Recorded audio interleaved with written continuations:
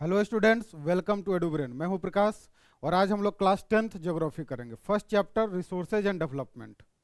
देखिए, एक live class में आपका पूरा वीडियो जा रहा है और एक रिकॉर्डेड वीडियो होगा और एक और वीडियो हम लोग करेंगे जिसमें आपका पूरा चैप्टर एक साथ हम लोग कवर करेंगे और आपको हर टॉपिक काफ़ी अच्छे तरीके से हम लोग समझा रहे हैं और हर टॉपिक को हम लोग कवर कर रहे हैं ताकि आपको एग्जाम में किसी भी तरह का कोई दिक्कत ना हो। ठीक है, तो हम लोग लेट नहीं करेंगे, हम लोग स्टार्ट करते हैं। ज्योग्राफी हम लोग पढ़ने जा रहे हैं, ठीक है, क्लास 10th का। ठीक है, रिसोर्सेज एंड डेवलपमेंट। अभी चैप्टर काफ़ी इंपॉर्टेंट है, थोड़ा सा लंबा चैप्टर है और हम लोग टॉपिक वाइज एक पैराग्राफ हम लोग देखेंगे, फिर इस तरह से पार्ट वाइज 4-5 पार्ट में इस चैप्टर को हम लोग खत्म करेंगे। 4-5 से ज़्यादा भी हो सकता है। ठीक है, मेरा उद्देश्य एक ही है कि आपको समझ में आ जाना चाहिए। हमारे बच्चे जो स्कूल में उतने अच्छे से पढ़ नहीं पाए हैं या बहुत कारण से आपका क्लास नहीं हो पाता है, ठीक है, आप स्कूल में जा नहीं पाते, एब्सेंट हो जाते हैं, तो उस केस में हम लोग का यही आपका प्रायोरिटी है कि आपको समझ में आना चाहिए। हर टॉपिक को हम लोग कवर करेंगे अच्छे से, लाइन बाय लाइन। और आपसे गुजारिश है कि एनसीईआरटी बुक को एकदम पढ़ना है। ठीक है, एनसीईआरटी बुक में जो दिया गया है वो आपके लिए सफिशियंट है। किसी भी तरह का अदर कोचिंग सेंटर या ऑनलाइन नोट्स के चक्कर में आप नहीं पढ़ें। जो है एनसीईआरटी परफेक्ट बुक है। आप हम बताते चलेंगे कि कहाँ पे आपको क्या पढ़ना है। ठीक है, तो ज़्यादा टाइम हम लोग नहीं लेते हैं। देखिए, सबसे पहले हम लोग देखेंगे कि रिसोर्स किससे कहते हैं। ठीक है, व्हाट इज रिसोर्स। क्लियर, यहाँ पे देख रहे हैं रिसोर्स किससे कहते हैं। अब देखिए, हम लोग क्लास 6th-7th है ना, हर क्लास में हम लोग ये पढ़ते आते हैं कि रिसोर्स क्या होता है। ठीक है, कि everything available in our environment, ठीक है, which can be use to satisfy our needs. ठीक है, इसे रिसोर्स कहते हैं, लेकिन क्लास 10th में थोड़ा सा इसमें और एड ऑन कर दिया गया है। तो आइए देखते हैं। सबसे पहले रिसोर्स का डिफिनीशन एकदम याद रख लेना है। क्लियर, क्या याद रखना है कि everything available in our environment which can be used to satisfy our needs.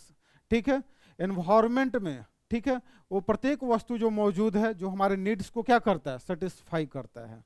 ठीक है, वो रिसोर्स है। क्लियर, एवरीथिंग है ना अवेलेबल इन आवर एनवायरनमेंट, कि एनवायरनमेंट में जितना भी वो प्रत्येक वस्तु जो अवेलेबल है एनवायरनमेंट में, जिसे हम लोग यूज करते हैं अपने नीड्स को क्या करने के लिए, सेटिस्फाई करने के लिए, तो वो क्या है, रिसोर्स है। ठीक है, लेकिन अब 10th क्लास में इसमें थोड़ा सा 3 पॉइंट और ऐड कर दिया गया है जो एग्जाम में आपको लिखना होगा। ठीक है, वो 3 पॉइंट क्या क्या है।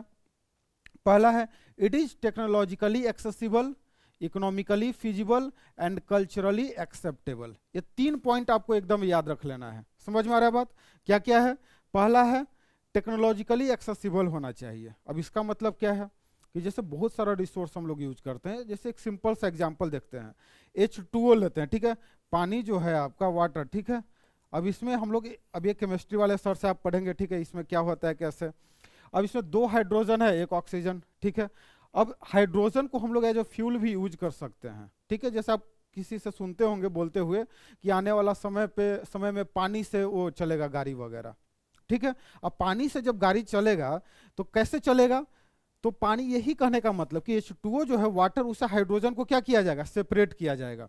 लेकिन अभी तक ऐसा कोई टेक्नोलॉजी आया है, ठीक है, लेकिन अब मतलब जनरल यूज में नहीं हुआ है। ठीक है, तो मतलब कहने का मतलब कि कोई भी चीज एनवायरनमेंट में वो प्रेजेंट है और जो हमारे नीड्स को क्या करे, सेटिस्फाई करे। और कैसे सेटिस्फाई करेगा, जब हमारा एक्सेसिबल है ना, जब हमारा पहुंच होगा, है ना, हमारे पास वो टेक्नोलॉजी होगा यूज करने के लिए। बात आ रहा है समझ में। अब जैसे फैन है आपका, सीलिंग फैन, ठीक है, अब उसमें आयरन का यूज हो रहा है या अदर मटेरियल का यूज हो रहा है।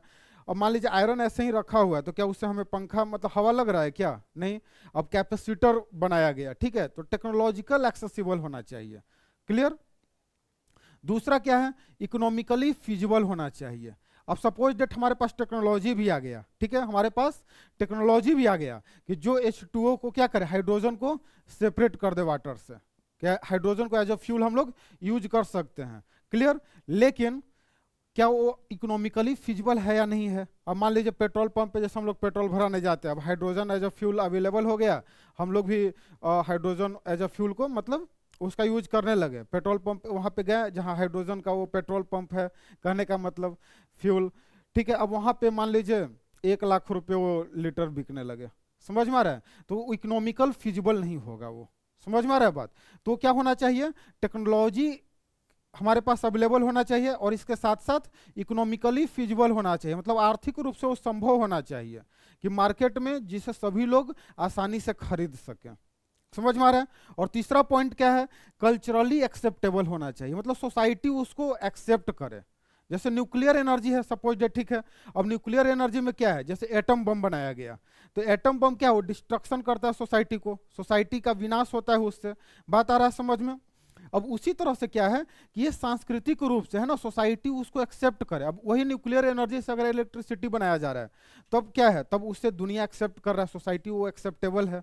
आ रहा है बात समझ में? तो ये तीन कंडीशन फुलफिल होना चाहिए, then it is termed as a resource, तब हम लोग क्या बोलेंगे, रिसोर्स बोलेंगे। तो आई होप आपको समझ में आ गया होगा, कोई दिक्कत?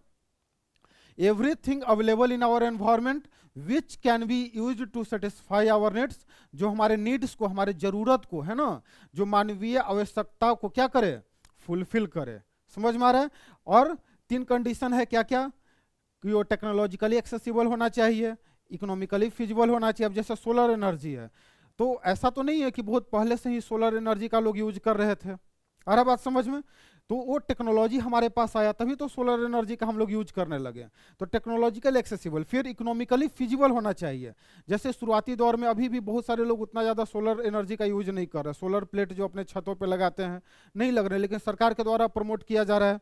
तो कहने का मतलब कि इकोनॉमिकली आर्थिक रूप से वो संभव होना चाहिए, फिजिबल होना चाहिए, और तीसरा सोसाइटी उसको एक्सेप्ट करे। तो आई होप आपको समझ में आ गया होगा, कोई दिक्कत?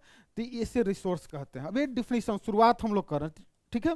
देखिए लाइन बाय लाइन हम लोग पढ़ेंगे, आराम से पढ़ना है, कोई हड़बड़ाना नहीं है, ठीक है। हमारे पास इनफ टाइम है, और आपका दिसंबर है ना, बोर्ड एग्जाम, जो प्री बोर्ड एग्जाम जो होता है आपके स्कूल में, उसके पहले सारा सिलेबस मजबूत हो जाएगा, कंप्लीट हो जाएगा, ठीक है। और आपका कंप्लीट कराने का ये जिम्मेदारी हमारा है, एडुब्रेन के तरफ से आपको ये एक तरफ से हमारे रिस्पॉन्सिबिलिटी है। Clear? Math, science, SST, English सब सब्जेक्ट आपको कंप्लीट करवा दिया जाएगा, ठीक है। अब देखिए, अब अगला हम लोग देखते हैं। अब यहाँ पे एक आप ट्रेंगल जैसा देख रहे होंगे, ठीक है। अब ह्यूमन बींग्स यहाँ पे है। अब इसमें देखिए, अब ऊपर में ये नेचर है यहाँ पे, ठीक है, एनवायरमेंट, ठीक है, यहाँ पे टेक्नोलॉजी आपका हो गया, क्लियर, और यहाँ पे इंस्टीट्यूशंस, ठीक है। अब देखिए, अब ये क्या बताना चाह रहा है, अब इस लाइन को देखिए यहाँ पे, ठीक है।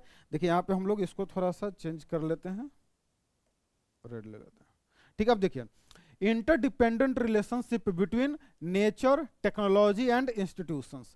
अब जैसा कि यहाँ ट्रिंगल में क्या बता रहे हैं, ये जो नेचर हो गया आपका, ठीक है, नेचर, क्लियर, टेक्नोलॉजी यहाँ पे, एंड इंस्टीट्यूशंस। अब ये तीनों के बीच में क्या है, एक रिलेशनशिप है, तीनों एक दूसरे से जुड़ा हुआ है, एक इंटरडिपेंडेंट क्या है, एक रिलेशनशिप है।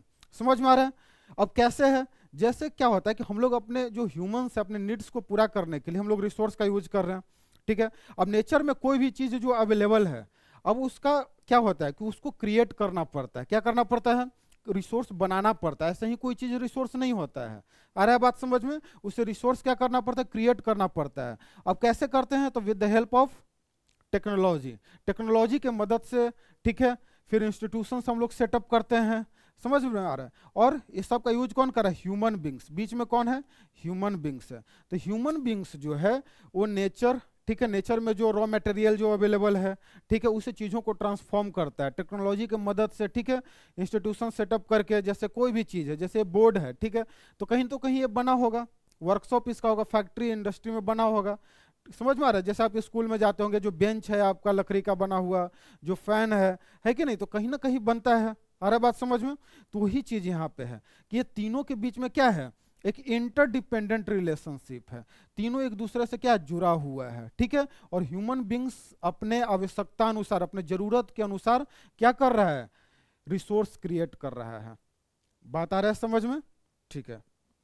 अब देखिए आगे, आगे क्या बता रहा है, the process of transformation of things available in our environment involves an interactive relationship between nature, technology and institutions। वही लाइन लिख रहा है कि the process of transformation, transformation मतलब क्या, कि जैसे फॉरेस्ट है, जंगल से हम लोग क्या ले रहे हैं, लकड़ी ले रहे हैं।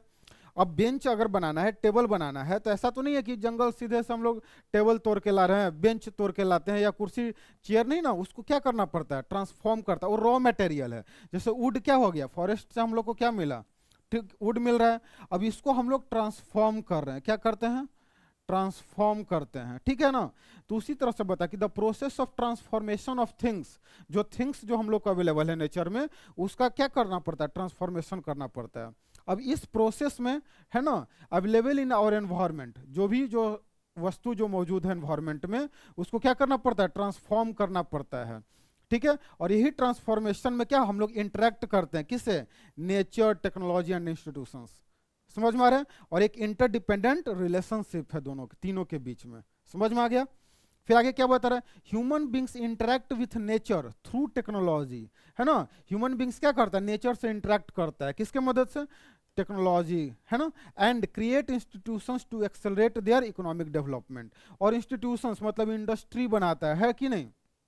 जैसे हम अगर बात कर रहे थे, जैसे लोहा, ठीक है, तो आयरन ओर नीचे से निकाला गया, या सपोज डेट जो इलेक्ट्रिसिटी है, तो इलेक्ट्रिसिटी जो 70% इलेक्ट्रिसिटी है इंडिया में, एक किससे, कोयला से बन रहा है, ठीक है। अब ऐसा तो नहीं है कि कोयला जमीन के नीचे है अपने आप बिजली बन रहा है, तो कहीं ना कहीं एक पावर प्लांट लगाया जाता है, वहां से हम लोग क्या करते हैं, कोयला की मदद से इलेक्ट्रिसिटी जनरेट करते हैं। बात आ रहा है समझ में। तो वही ये लाइन बता रहा है कि human beings interact with nature through technology and create institutions, और इंस्टीट्यूशंस क्रिएट करता है ना। और अपने आवश्यकता अनुसार, है ना, कि किस तरह से इकोनॉमिक डेवलपमेंट करना है, चीजों को क्या करता है, बढ़ावा देता है, प्रोडक्शन करता है, क्लियर। फिर आगे देखिए क्या बता रहा है यहाँ पे। अब यहाँ पे क्वेश्चन पूछ रहा है कि do you think that resources are free gifts of nature as is assumed by many. आपको क्या लगता है कि जो रिसोर्स है ना नेचर में, क्या फ्री गिफ्ट है, तो बिल्कुल भी नहीं, ठीक है। ज्यादातर लोगों को यही लगता है कि ये रिसोर्स क्या है, ये फ्री गिफ्ट है ना। और फ्री का चीज क्या होता है, हम लोग अच्छे से एकदम पूरा अपना यूज करते हैं। तो उसी तरह से रिसोर्स का भी हम लोगों ने क्या करना शुरू कर दिया, इरेशनल तरीके से हम लोगों ने यूज करना शुरू कर दिया, जिसके कारण तब प्रॉब्लम्स राइज होगा, क्लियर। तो देखिए आगे क्या बता रहा है, resources are a function of human activities. अब रिसोर्स क्या है, जो ह्यूमन एक्टिविटीज जो हमारा है ना। तो बिना रिसोर्स हम लोग क्या करते हैं, क्रिएट करते हैं, उसका यूज करते हैं, तो एक तरह से हमारे फंक्शन से जुड़ा हुआ है, ठीक है। तो ये लाइन लिख रहे हैं, resources are a function of human activities, human being themselves are essential component of resources, और human beings itself a resource, ठीक है ना। आप 9th क्लास में आप याद कीजिए पढ़े थे फैक्टर्स ऑफ प्रोडक्शन, है ना, लैंड, लेबर, कैपिटल, और ह्यूमन भी था, समझ में आ रहा है।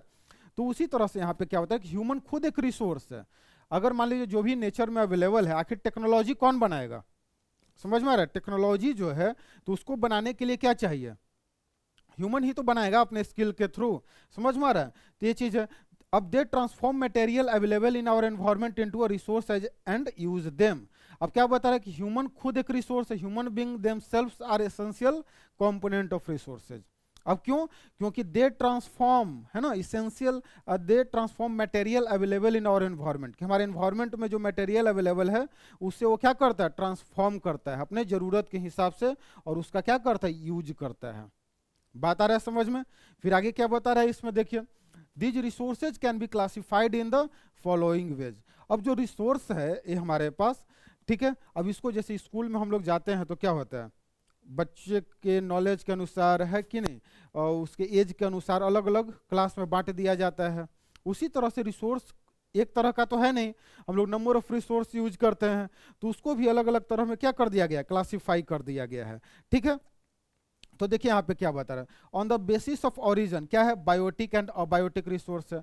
अब देखिए अगर पिछला वाला जो सिलेबस है, ठीक है ना, ये हालांकि पिछले साल भी ये नहीं पूछा गया था, पिछला अगर जिसका पुराना बुक होगा, ओल्ड बुक होगा, तो उसमें आप देखेंगे तो इसको डिटेल में भी बताया गया, लेकिन यहाँ से एग्जाम में आपसे क्वेश्चन नहीं पूछे जाएंगे, क्लियर। अब यहाँ से मान लीजिए ऑब्जेक्टिव में इस तरह से कुछ पूछ दिया जा सकता है, तो बस इसको हम लोग देखेंगे शॉर्ट में। On the basis of origin क्या होता है, biotic and abiotic resource, biotic related to living things, abiotic related to non living things, ठीक है। On the basis of exhaustibility, exhaustibility मतलब कि वो कब तक चलेगा, है ना, कब तक वो समाप्त होगा। जैसे हम लोग नहीं बोलते हैं कि एकदम थक जाते हैं तो बोलते हैं एग्जॉस्ट हो गए, है ना। तो on the basis of exhaustibility, renewable and non renewable resource, तो ये भी आप ऑलरेडी जानते हैं। रिन्यूएबल क्या होता है, जो शॉर्ट टाइम पीरियड में क्या हो जाए, फिर से रिन्यू हो जाता है कि नहीं।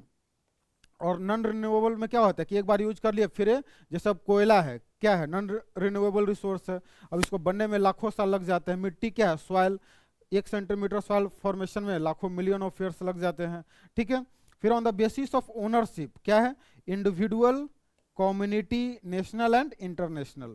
ठीक है, इंडिविजुअल क्या हो गया, जो व्यक्तिगत, व्यक्तिगत मतलब जैसे आपके घर के कैंपस में अगर मान लीजिए बगीचा है, ठीक है, अब वो बगीचा कैसा रिसोर्स है आपका, वो आपका इंडिविजुअल रिसोर्स है। ठीक है, अब जिस सोसाइटी में रहते हैं वहाँ पे जैसे पार्क है आपका, ठीक है, अब सरकारी जो पार्क है गवर्नमेंट के द्वारा वो बनाया गया है, उसका केयर टेकर है मान लीजिए वहाँ पे, तो वो कम्युनिटी पार्क है। ठीक है, आपके घर में मॉर्निंग वॉक के लिए आपके पड़ोसी नहीं आ सकते हैं, समझ गए ना, लेकिन जो कम्युनिटी जो पार्क है, मान लीजिए जो कहीं सोसाइटी के बीच में जो पार्क होता है, वो पार्क कैसा है, वहाँ पे सभी लोग जा सकते हैं। बात आ रहा है समझ में, तो कम्युनिटी हो गया। नेशनल रिसोर्स क्या होता है, जो किसी भी देश के बाउंड्री के अंदर, जैसे इंडिया का मान लीजिए बाउंड्री है, अब ये बाउंड्री लाइन के अंदर जो भी रिसोर्स होगा, ठीक है, वो किसका होगा, उस देश का होगा, तो वो उसे नेशनल रिसोर्स बोलेंगे। क्या बोलेंगे, नेशनल रिसोर्स। और इंटरनेशनल रिसोर्स क्या होता है, तो बियॉन्ड 200 नॉटिकल माइल्स। ठीक है, इसको ओपन सी बोला जाता है। क्या बोला जाता है, ओपन सी बोला जाता है। तो ये इंटरनेशनल रिसोर्स होता है। क्लियर, तो नेशनल रिसोर्स पे तो अपने देश का कंट्रोल होता है, और इंटरनेशनल जो रिसोर्स होता है उसके लिए अगर वहाँ पे कोई रिसर्च का काम करना है या कोई एक्सप्लोरेशन करना है ना, तो उसके लिए क्या करना रहता है कि यूनाइटेड नेशन जो यूएन क्लॉज है, ठीक है, उससे परमिशन लेना पड़ता है। ठीक है, फिर on the basis of status of development, तो ये क्या हो गया, potential resource, developed, stock and reserves. अब इसका मतलब क्या है, पोटेंशियल मतलब क्या होता है, जैसे हम लोग बोलते हैं किसी बच्चे के अंदर बहुत पोटेंशियल है लेकिन पढ़ाई नहीं कर पा रहा है ना, क्षमता है, तो ऐसा जैसे आप गुजरात में, राजस्थान में सोलर एनर्जी, विंड एनर्जी, हमारे पास बहुत सारा पोटेंशियल है, ठीक है ना, हम लोग यूज भी करते हैं, लेकिन जितना क्षमता है उतना ज़्यादा यूज नहीं करते हैं हम लोग। ठीक है, तो वो कैसा रिसोर्स है, पोटेंशियल रिसोर्स है। डेवलप्ड रिसोर्स, जो डेवलप्ड है, ठीक ना, जिसका हम लोग यूज कर रहे हैं। क्लियर, फिर स्टॉक रिसोर्स, जो स्टॉक में है ना, लेकिन उसको कैसे यूज करना है, हमारे पास टेक्नोलॉजी नहीं है। रिजर्व में हमारे पास टेक्नोलॉजी होता है लेकिन हम लोग उसका यूज कैसे करना, मतलब हम लोग अभी तक उसका यूज नहीं कर पा रहे हैं। ठीक है, तो इस तरह से ये सब सारा अलग अलग तरह का क्लासिफिकेशन दिया गया है। ये एग्जाम में आपसे नहीं पूछा जाएगा, ठीक ना, जो पुराना वाला सिलेबस था उसमें थोड़ा डिटेल में सब बताया गया था। समझ में आ गया। फिर आगे देखिए, फिर अब यहाँ पे हम लोग देखते हैं डेवलपमेंट ऑफ रिसोर्सेज। अब एग्जाम में यहाँ से 3 आपका क्वेश्चन पूछा जा सकता है। एक क्वेश्चन पूछा जा सकता है जो 3 नंबर का आपका होगा। ठीक है, डेवलपमेंट ऑफ रिसोर्स, अगला हेडिंग क्या है आपका, डेवलपमेंट ऑफ रिसोर्स। अब इसमें देखिए, इसमें क्या बता रहा है कि हम लोग अपने इकोनॉमिक डेवलपमेंट के लिए, है ना, हम लोग अपने नीड्स के लिए रिसोर्सेज का यूज करते हैं। हमारे लाइफ का एक काफ़ी इंपॉर्टेंट पार्ट है रिसोर्स। ठीक है, लेकिन हम लोग रिसोर्स अपने लाइफ को बेहतर बनाने के लिए रिसोर्सेज का यूज कर रहे हैं। ठीक है, अब इस चक्कर में क्या हो गया है कि हम लोगों ने इन्वायरमेंट को, ठीक है, काफ़ी ज़्यादा नुकसान पहुंचाना शुरू कर दिया, और हम लोग काफ़ी ज़्यादा इनडिस्क्रिमिनेटली रिसोर्सेज का यूज करना शुरू कर दिया। समझ में आ रहा है। अब देखिए क्या लाइन लिख रहा है कि resources are vital for human survival as well as for maintaining the quality of life. Resource क्या है, ह्यूमन सर्वाइवल के लिए काफ़ी इंपॉर्टेंट है। अगर ह्यूमन को सर्वाइव करना है ना, तो हमें रिसोर्स चाहिए। जैसे अभी मान लीजिए अब एसी, कूलर, पंखा, ये सब क्या है, ये भी एक रिसोर्स है। तभी ह्यूमन सर्वाइवल के लिए क्या जरूरी है, और साथ ही साथ for maintaining the quality of life. समझ में आ रहा है, हमें अपने जीवन का जो गुणवत्ता है, जो क्वालिटी है लाइफ का, उसको भी कैसे इन्हांस करें, तो इसके लिए भी हमें रिसोर्स का जरूरत पड़ता है। क्लियर, अब आगे क्या बता रहा है कि indiscriminately and this has led to the following major problems. लेकिन हम लोग इसका यूज कैसा करने लगे, इनडिस्क्रिमिनेटली, मतलब अंधाधुन हम लोग इसका यूज करना शुरू कर दिए, जिसके कारण क्या क्या समस्या अराइज हुआ। ठीक है, एग्जाम में पूछा जाएगा। समझ में आ रहा है कि इनडिस्क्रिमिनेटली यूज के कारण हम लोग रिसोर्सेज का कैसा यूज करने लगे, इनडिस्क्रिमिनेटली यूज करने लगे, जिसके कारण 3 समस्या यहाँ पे दिया गया है, 3 मेजर प्रॉब्लम्स। अब यही एग्जाम में आपसे पूछा जाएगा। ठीक है, अब देखिए पहला क्या है, डिप्लीशन ऑफ रिसोर्सेज। हम लोग इनडिस्क्रिमिनेटली मतलब क्या होता है, अंधाधुन यूज करना शुरू कर दिए, जिसके कारण रिसोर्सेज का डिप्लीशन शुरू हो गया। समझ में आ रहा है, depletion of resources for satisfying the greed of a few individuals, कुछ लोगों के लालच को पूरा करने के लिए, है ना, ग्रीड मतलब क्या होता है, लालच। ठीक है, तो कुछ लोगों के लालच को सेटिस्फाई करने के लिए, ठीक है, हम लोगों ने रिसोर्स का यूज करना शुरू किया इनडिस्क्रिमिनेटली, और इससे क्या होने लगा, डिप्लीशन ऑफ रिसोर्सेज। समझ में आ रहा है। अगला क्या है, accumulation of resources. Accumulation of resources in few hands, मतलब कुछ हाथों में रिसोर्स क्या होने लगा, जमा होने लगा। जैसे आप गांव घर में देखेंगे कि कुछ लोगों के पास जमीन क्या है, बहुत ज़्यादा होता है, और ज़्यादातर लोगों के पास जमीन क्या होता है, कम होता है या न के बराबर होता है। आप 9th क्लास में जैसे विलेज ऑफ पालमपुर जो आपका था वो आप पढ़े थे, तो विलेज ऑफ पालमपुर में क्या था कि वहाँ पे बहुत कम ही लोग थे जिनके पास ज़्यादा ज़मीन था, और ज़्यादातर लोग ऐसे थे जिनके पास कोई ज़मीन नहीं था, लैंडलेस फार्मर थे, है ना, लैंडलेस लेबर थे। समझ में आ रहा है? तो accumulation of resources in few hands. अब इनडिस्क्रिमिनेटली यूज के कारण क्या होने लगा, रिसोर्सेज कुछ लोगों के पास इकट्ठा होने लगा। अब इसके कारण सोसाइटी दो पार्ट में बट गया, सोसाइटी दो पार्ट में बट गया। कौन कौन सा, ठीक है, हैव्स एंड हैव नॉट्स और रिच एंड पुअर। हैव्स और हैव नॉट्स मतलब, हैव्स मतलब जिसके पास है, और हैव नॉट्स मतलब जिसके पास नहीं है, या रिच एंड पुअर, अमीर और गरीब। समझ में आ रहा है? अब ये सब किसके कारण, जैसे आप अगर बहुत एंशिएंट टाइम अगर देखेंगे तो कोई जमीन कब्जा नहीं करता था, सब लोग अपना एकदम आदि मानव काल पढ़े है ना, उसमें क्या होता था, सब लोग ऐसे ही जंगल में घूमते रहते थे, साथ मिल के घूमते थे, कहीं पेड़ पौधा जो भी कंद फूल ये सब अपना खा लेते थे, ठीक ना, पेड़ में फल लगा हुआ मिल गया खा लिए।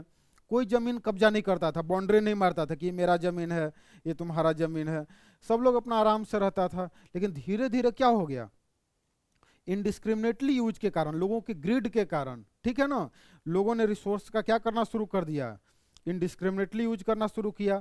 अभी धीरे धीरे रिसोर्स कुछ लोगों के पास एक्यूमुलेट होना शुरू हुआ, बात आ रहा समझ में, और धीरे धीरे उसी तरह से जो मजबूत था वो ज़्यादा पूरा कब्जा किया रिसोर्सेज के ऊपर, उसका कंट्रोल ज़्यादा हुआ रिसोर्स के ऊपर, और जो लोग कमज़ोर थे वो उनके पास कुछ रिसोर्स नहीं बचा। समझ में आ रहा है? तो इसी तरह से सोसाइटी दो पार्ट में क्या हो गया, बट गया। समझ में आ रहा है? तो यहाँ पे जब हम बात कर रहे हैं कि इनडिस्क्रिमिनेटली यूज के कारण क्या क्या प्रॉब्लम्स हुआ, ठीक है, तो दो तरह का बेसिकली प्रॉब्लम्स हुआ। एक सोशल प्रॉब्लम्स, इसको आप याद रखना है, कौन सा प्रॉब्लम, एक सोशल प्रॉब्लम्स और दूसरा environmental problems.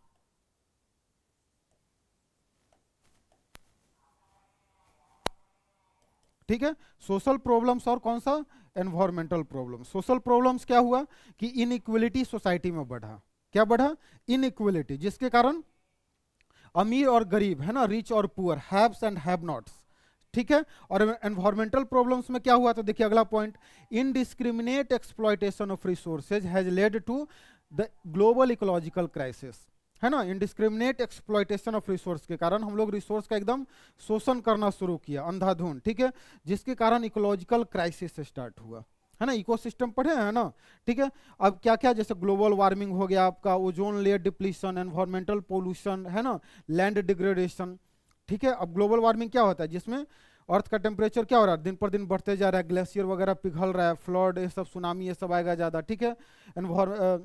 Ozone layer depletion, जो ओजोन लेयर में छिद्र जो है होल आपका बढ़ रहा है ना। Environmental pollution, water pollution, air pollution, ये सब देख रहे हैं, ठीक है। और लैंड डिग्रेडेशन, जो लैंड का क्वालिटी है डिग्रेड हो रहा है। बात आया समझ में? तो यही तीन चीज आपसे एग्जाम में पूछा जाएगा, ठीक है, कि इनडिस्क्रिमिनेट यूज के कारण क्या क्या समस्या मतलब सामने आ रहा है, ठीक ना। What are the major problems rising due to the indiscriminate use of resources. समझ में आ गया? अब 3 नंबर में पूछा जाएगा, ये 3 पॉइंट्स आप लिख दीजिए। पहला पॉइंट क्या था, depletion of resources, accumulation of resources and ecological crisis. और इसको अगर दो शॉर्ट में अगर बोलना चाहते हैं तो क्या, सोशल प्रॉब्लम्स और एनवायरमेंटल प्रॉब्लम्स। क्लियर? अगला पॉइंट क्या है, an equitable distribution of resources has become essential for a sustained quality of life and global peace. अब इनडिस्क्रिमिनेट यूज के कारण हम लोग देख रहे हैं कि सोसाइटी भी दो पार्ट में बट गया, रिच और पुअर में, ठीक है। अब इनइक्वलिटी अगर कहीं पे रहेगा तो क्या वहां पे पीस आपका होगा, क्या शांति रहेगा? हमेशा क्या होगा, कॉन्फ्लिक्ट होगा सोसाइटी में, है ना। मतलब किसी के पास बहुत ज्यादा और किसी के पास कुछ भी नहीं, तो क्या होगा, कॉन्फ्लिक्ट होगा, रिसोर्सेज के लिए कॉन्फ्लिक्ट होगा, तो आपका जो पीस है, लड़ाई झगड़ा वार ये सब ज्यादा होगा, है कि नहीं? बात आ रहा है समझ में? और इस तरह से बहुत सारे लोगों का जो क्वालिटी ऑफ लाइफ है वो भी डिग्रेड करेगा।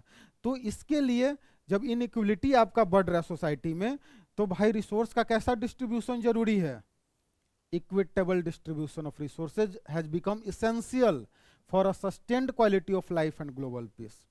समझ में आ रहा है कि अगर हम लोग चाहते हैं, है ना, कि क्वालिटी ऑफ लाइफ बेहतर हो इंसान का, है ना, ग्लोबल पीस हो, है ना, वैश्विक स्तर पर शांति हो, तो इसके लिए रिसोर्सेज का एक समान बंटवारा होना चाहिए, है ना, इक्विटेबल डिस्ट्रीब्यूशन होना चाहिए। समझ में आ रहा है? और इसी चीज को एक वर्ड आया सस्टेनेबल डेवलपमेंट, इसके बारे में अभी और चर्चा करेंगे इक्विटेबल डिस्ट्रीब्यूशन के ऊपर। अब सस्टेनेबल डेवलपमेंट का मतलब क्या होता है, इसको हम लोग थोड़ा सा शॉर्ट में देख लेते हैं। देखिए, सस्टेनेबल डेवलपमेंट मतलब क्या होता है, सतत विकास, हिंदी में क्या बोलते हैं इसे, सतत विकास। अब ऐसा डेवलपमेंट, क्योंकि जिस तरह का भी डेवलपमेंट हो रहा है, अब उससे तो समस्या उत्पन्न हो रहा है ना, social problems, environmental problems, society दो पार्ट में बट रहा है, इकोलॉजिकल क्राइसिस आ रहा है, ग्लोबल वार्मिंग ये सब बढ़ रहा है, ठीक है। तो भाई अब डेवलपमेंट को रोक तो नहीं सकते हैं। अब जैसे अभी हम बता रहे थे कि इलेक्ट्रिसिटी जो हम लोग अभी हमारे पास आ रहा है, तो 70% जो इलेक्ट्रिसिटी जनरेट हो रहा है अभी इंडिया में वो कोयला से हो रहा है। अब कोयला जब जलता होगा, सोचिए कितना धुआं निकल रहा है, एनवायरमेंट को नुकसान हो रहा है। तो अब रोक तो नहीं सकते हैं, है ना, विदाउट इलेक्ट्रिसिटी अभी रह सकता है कोई?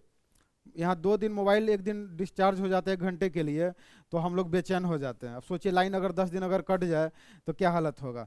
तो कैसा डेवलपमेंट, सस्टेनेबल डेवलपमेंट, क्लियर। अब सस्टेनेबल डेवलपमेंट क्या, देखिए, sustainable economic development means development should take place without damaging the environment. मतलब ऐसा डेवलपमेंट होना चाहिए जिससे एनवायरमेंट को कोई नुकसान, कोई डैमेज नहीं होना चाहिए।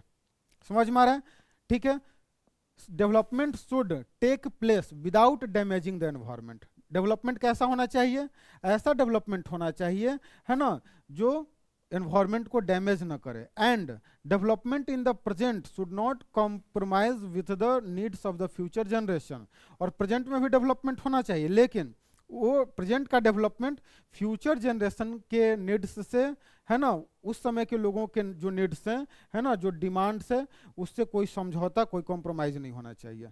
मतलब हम लोग फ्यूचर जनरेशन के लिए भी रिसोर्स को बचा के रखें, ठीक है, प्रेजेंट में भी डेवलपमेंट हो और साथ ही साथ एनवायरमेंट को भी कोई नुकसान नहीं होना चाहिए। तो ये था आपका सस्टेनेबल डेवलपमेंट, ठीक है। अब इसी को लेके क्या हुआ कि एक अर्थ समिट हुआ था। क्या हुआ था? अर्थ समिट हुआ था, है ना, पृथ्वी सम्मेलन, कि भाई पृथ्वी को कैसे बचाया जाए, क्योंकि क्या हो रहा था कि पृथ्वी खतरे में था, है ना। अब इस तरह से अगर अंधाधुन हम लोग रिसोर्सेज का यूज कर रहे हैं, है ना, रिसोर्स सोसाइटी 2 पार्ट में बढ़ रहा है, इनइक्वलिटी बढ़ रहा है आपका, कुछ ग्रेडी पीपल है जो पूरा कंट्रोल कर रहे हैं रिसोर्सेज के ऊपर, तो इसके कारण कॉन्फ्लिक्ट होगा। आप इस तरह से तो पूरा प्लेनेट खतरे में आ जाएगा, है ना, और एनवायरमेंट का डिग्रेडेशन हो रहा है, वो अलग चीज है। तो इससे बचने के लिए, एक पृथ्वी को बचाने के लिए एक सम्मेलन किया गया था, ठीक है। तो इसका नाम क्या था? अर्थ समिट। क्या नाम था? अर्थ समिट। और एक कहाँ हुआ था? रियो डी जेनेरियो में। कहाँ हुआ था? रियो डी जेनेरियो में। कब हुआ था? 1992 में। अब ये 20 नंबर का आपका ऑब्जेक्टिव क्वेश्चन पूछा जा सकता है। तो ऑब्जेक्टिव में यहाँ से क्वेश्चन पूछा जा सकता है कि फर्स्ट अर्थ समिट कहाँ हुआ था? तो ब्राजील। कौन सा शहर है? रियो डी जेनेरियो। और कब हुआ था? 1992, ठीक है। अब यहाँ पे 100 देश से ज़्यादा, है ना, 100 से ज़्यादा देश के जो हेड थे, उन्होंने इस सम्मेलन में भाग लिया था, है ना। In June 1992 more than 100 heads of state met in Rio de Janeiro in Brazil for the first international earth summit. समझ में आ गया? तो क्वेश्चन आपसे पूछा जा सकता है, ठीक है। अब समिट क्यों बुलाया गया था? समिट का मेन पर्पस क्या था? तो एग्जाम में यही डायरेक्ट पूछ दिया जा सकता है। मान लीजिए 3 नंबर में अर्थ समिट के बारे में पूछ दिया जा सकता है कि अर्थ समिट जो 1992 में हुआ था, उसका पर्पस क्या था, क्यों ये सम्मेलन समिट बुलाया गया था। तो क्यों बुलाया गया था हम लोग चर्चा कर चुके हैं। वो क्या? Social problems and environmental problems, ठीक है। अब वही चीज यहाँ पे बता रखा है, देखिए। The summit was convened addressing urgent problems of environmental protection and socio economic development at the global level.